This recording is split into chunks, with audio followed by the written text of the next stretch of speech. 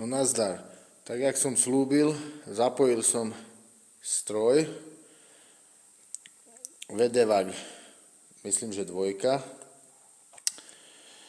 A aspoň zatiaľ, keďže som s týmto strojom veľmi veľa nerobil, základné veci, čo ti viem ukázať, a porovnáme tieto dva stroje, že čo tebe, čo mne chýba, a dáme to dohromady. Takže stroj ako taký som sa k nemu dostal v takomto stave, je funkčný, má takýto stojan, čo asi nie je originál, ale asi to je jedno. Vypínače z tejto strany, vzduch, napájanie vzduchu, odlučovač, olejovač, zapínač, otáčanie vrtáka, motora, svetla, ovládanie motora v tomto smere. Takže vlastne kolmo na os vrtáka. Čo je dôležité potom na špic. Na špic, ktorý budeme brúsiť. Takže tak. Zapneme svetlo.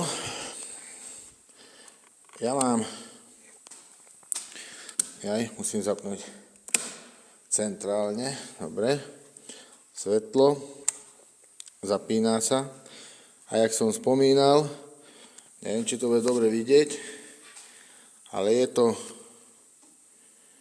to lupa. Veľká lupa, ktorá sa potom nastaví na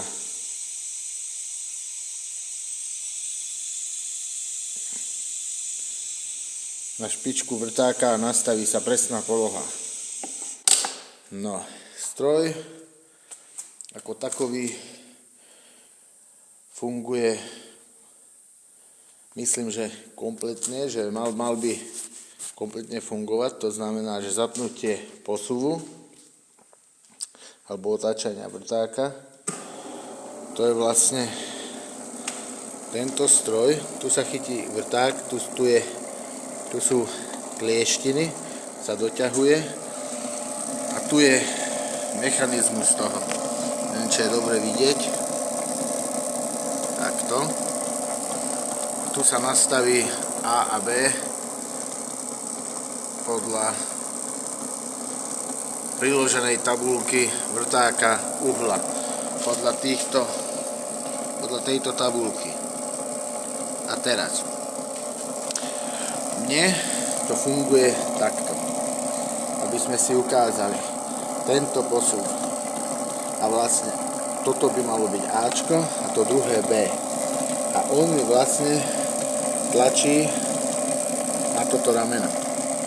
Keď ho zapnem, ten stroj, nech to ukážem z diaľky, tak toto mi to robí. Ja vlastne pritiahnem kotúč a v dole v zápäti, ináč aj ten palec neodskakuje, to vzduch posúva. V momente, ako pohnem, odskočia, aby som mohol brúsiť. A v zápäti mi zapne otáčanie vrtáka.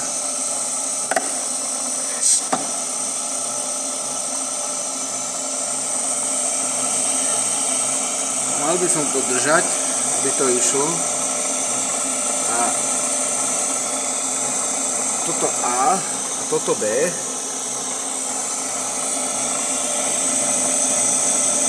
odsúva celú tú hlavicu, vlastne takto sa to pohybuje.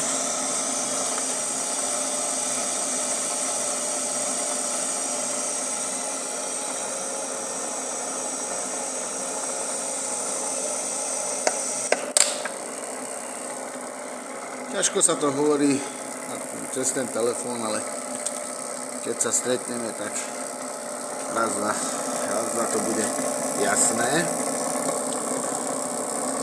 A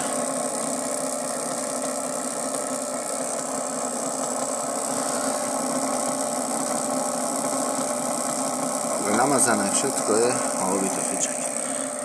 To je všetko, čo sa týka tohto fungovania, toho mechanizmu, čo si bol zvedavý, či funguje, či nie, či nie. Ale veď mi to brúsilo. Manuál som doteraz nemal. Snažil som sa s tým niečo nabrúsiť, nebol som kompletne spokojný, ale dajme tomu, že sa dalo. Dobre, toto vypneme. Asi problém bol u mňa a nie u stroja, si myslím ja, že si to dáme ešte my dokopy. Dobre, posúv vypnem, zapnem motor. Zapnem ho, motor pekne rotuje, alebo sa točí. Čo sa týka prísunu, to je vlastne tento pohyb.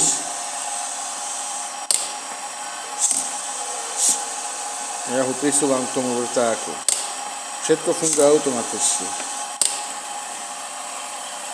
Urovnávanie presne na uhol 30 stupňov ide touto pákou. Takto.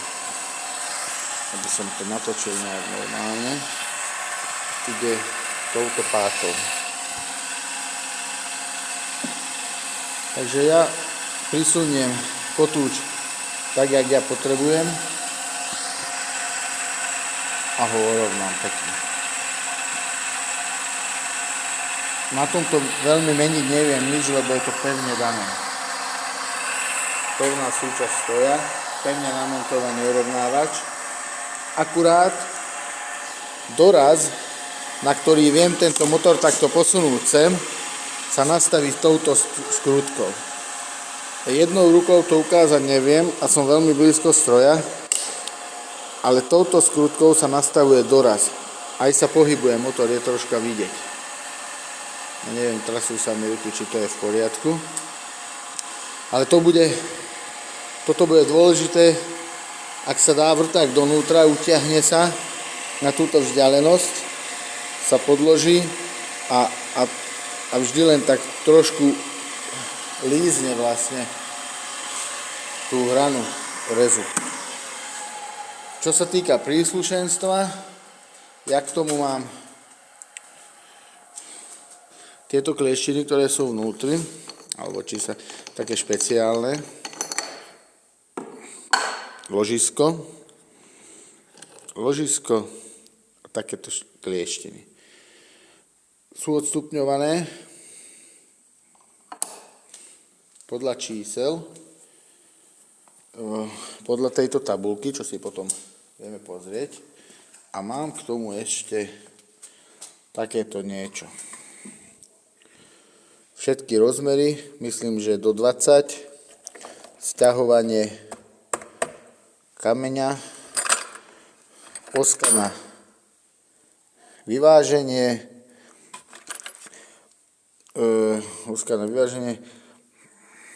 potom na jemné dobrúsenie kotúča,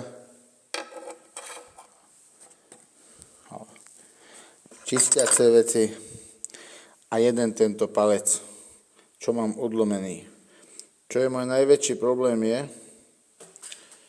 že neviem, čo s týmto strojom robili, ale aj tu mám jeden palec odlomený.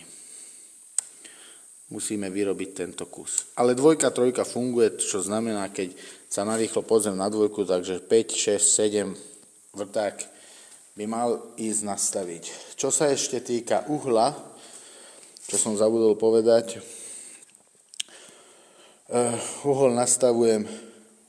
uhol vrtáka nastavujem úplne jednoducho. Otvorím, uvoľním šrobík, tento imbus, pootočím podľa stupnice a dotiahnem. To je asi tak všetko. Toto pekne dáme na 0. Aj toto dáme pekne na 0. Vlastne, toto je celé kúzlo. No samozrejme. Takže tak, trošku mi tu fučí vzduch, ale to vôbec nevadí. Nech pracuje aj kompresor.